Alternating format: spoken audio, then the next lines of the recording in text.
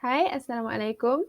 My name is Khadijah, and yes, we meet again for my last food review video, which I will talk about Nasi Kerabu. Let's start with a quick overview of Nasi Kerabu, which is a Malaysian rice dish.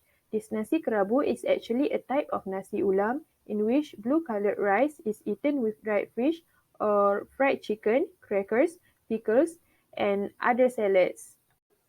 Now, let's continue with the history of Nasi Kerabu, which is very popular in the East Coast states of Peninsular Malaysia, such as Kelantan and Terengganu.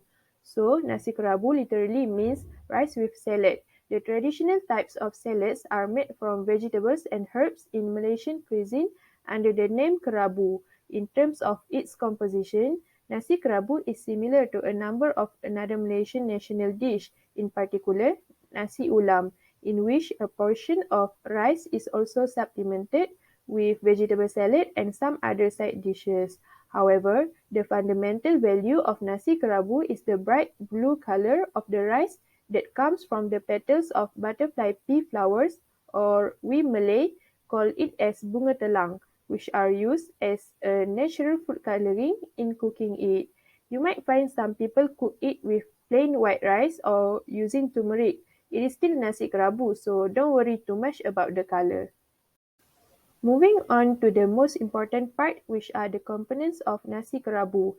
The main components are the blue-colored rice, followed with fried fish or grilled chicken or grilled beef, then grated coconut, vegetable kerabu, and sauté sambal. And for the complementary components, it consists of anchovy fish sauce, or we Malay call it budu, salted eggs, stuffed green chilies, or we call it as solok lada, fish crackers, and last but not least, spicy sambal.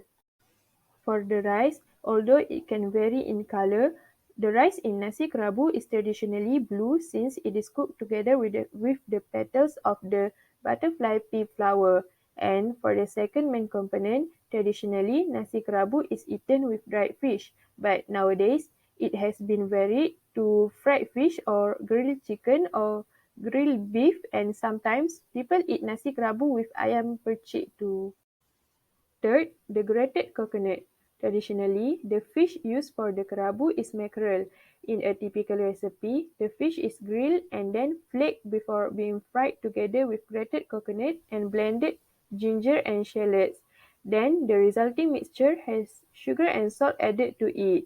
Fourth, vegetable kerabu, which is made of finely shredded raw herbs and vegetables such as long beans, bean sprouts, cabbage, cucumbers, Dutch ginger flower, or we call it bunga kantan, Vietnamese coriander or daun kesum, and other ulam such as pucuk serai kayu, daun kaduk, and turmeric leaf.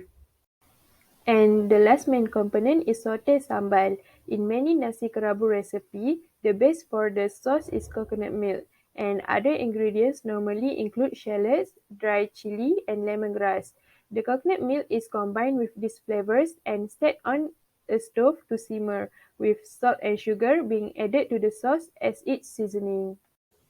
Finally, after done with the main components, the nasi kerabu can be served and ready to eat altogether with these accompaniments like budu, salted eggs, solok lada, fish crackers, and last but not least is spicy sambal as the complementary for this famous delicacy.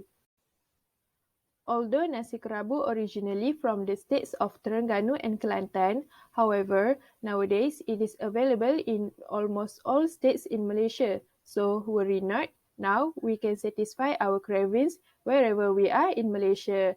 Now we have come to the end of my last video, so I would like to apologize for any shortcomings and thank you very much for watching my videos.